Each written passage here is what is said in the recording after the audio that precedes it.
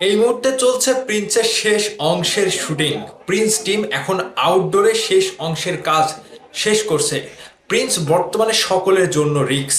ঈদে যত কয়টি সিনেমা আসছে প্রত্যেকের জন্যই প্রিন্স সিনেমাটি বিশাল বড় একটা রিস্ক, যে ঈদে তাদের সাথে প্রিন্স যখন আসবে আসলে কি প্রিন্সের সাথে ওই সকল সিনেমা পেরে উঠবে? তাহলে প্রিন্সের শেষ করার রিস্কটা কি, প্রিন্সের রিস্কটা কি, এই চিন্তা ভাবনা সকলের মধ্যে। সাকিবিয়ানরা আপনাদের মধ্যে আরো একটা বিশেষ কথা এবং বিশেষ একটা বার্তা দিতে চাই যে প্রিন্সকে সুরক্ষা করার দায়িত্ব আমাদের, প্রিন্সকে রক্ষা করার দায়িত্ব আমাদের সকলের। বর্তমানে বাংলাদেশে এমন একটা পরিস্থিতি কিংবা বিগত কিছুদিন আগে থেকে আমরা দেখতে পাচ্ছি বাংলাদেশের প্রায় বড় বড় সিনেমা পাইরেসির কারণে, পাইরেসির শিকার হয়ে ব্যবসা সফল পথ থেকে থেমে গিয়েছে।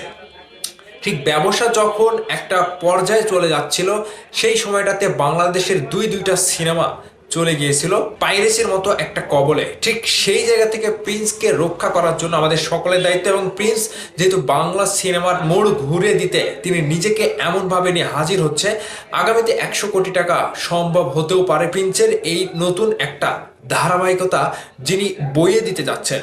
প্রিন্সের প্রযোজক থেকে শুরু করে যারা স্বপ্ন দেখছেন যে হ্যাঁ প্রিন্স সিনেমাটি আসলেই বাংলাদেশের সিনেমার জন্য একটা ইতিহাস গড়ার মতো সিনেমা, যেহেতু বাংলাদেশ, কলকাতা, বলিউড মিলিয়ে সেই সিনেমাটি নির্মাণ করছে তারা, এখান থেকে অনেক দৌড়ানি কিন্তু তাদেরকে দিতে হচ্ছে।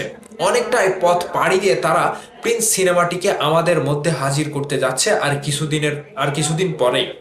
প্রিন্সের শেষ অংশের আউটডোর তারা করছে, এই আউটডোর দিয়ে কিন্তু প্রিন্সের কাজ শেষ হবে, ক্যামেরা ক্লোজ হবে। ঠিক এই মুহূর্তে দাঁড়িয়ে প্রিন্সের জন্য আমাদেরকে সকলের সজাগ থাকতে হবে, এবং বিশেষ করে প্রযোজনা প্রতিষ্ঠান কিংবা প্রিন্স যারা সার্ভ করবে সিনেমা হল কিংবা বিভিন্ন জায়গাতে প্রিন্সকে রক্ষা করতে হবে। এবং আমাদের দায়িত্ব পুরো বিষয়টাকে, বাংলা সিনেমাকে রক্ষা করে আগামীতে যেন প্রিন্স শুধু থিয়েটারে চলে, পাইরেসির কবল থেকে রক্ষা পায়, এবং পাইরেসির মতো একটা অসুস্থ পরিবেশে প্রিন্স সিনেমাটি যেন না পড়ে।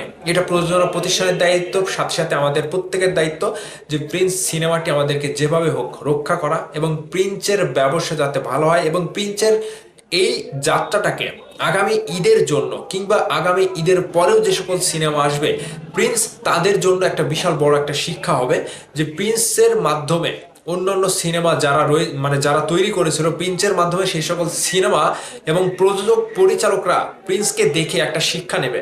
ঠিক এই জায়গা থেকে আমি বলতে পারি প্রিন্সের প্রযোজনা প্রতিষ্ঠান এখন পর্যন্ত কোনো কিছুতে কমতি রাখেনি।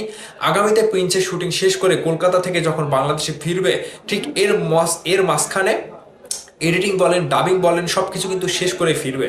এখন মেগাস্টার শাকিব খান এই সিনেমাটি শুটিং শেষ করে কিন্তু আগামী মাসে আরো একটি সিনেমার শুটিংয়ে যোগ দেবে, সেটি হচ্ছে রকস্টার।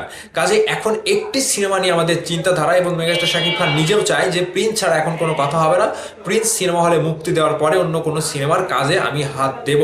ঠিক এখন প্রিন্সের জন্য বিশাল বড় একটা মানে চ্যালেঞ্জ হতে পারে এই পাইরেসিটা ঠেকানো। এবং প্রিন্সের প্রযোজনা প্রতিষ্ঠানকে আবারও বলতে চাই, আপনারা সতর্কভাবে থাকবেন যে প্রিন্স সিনেমাটি যেভাবে আপনারা এত টাকা গুচ্ছ টাকা খরচ করে নিয়ে আসছেন সেটা যেন প্রিন্সের সাফল্য বয়ে এনে দিতে পারে, এবং বাংলাদেশের সিনেমা ইন্ডাস্ট্রিতে বিশাল বড় একটা সাফল্য প্রিন্সের মাধ্যমে আপনারা তৈরি করতে পারেন।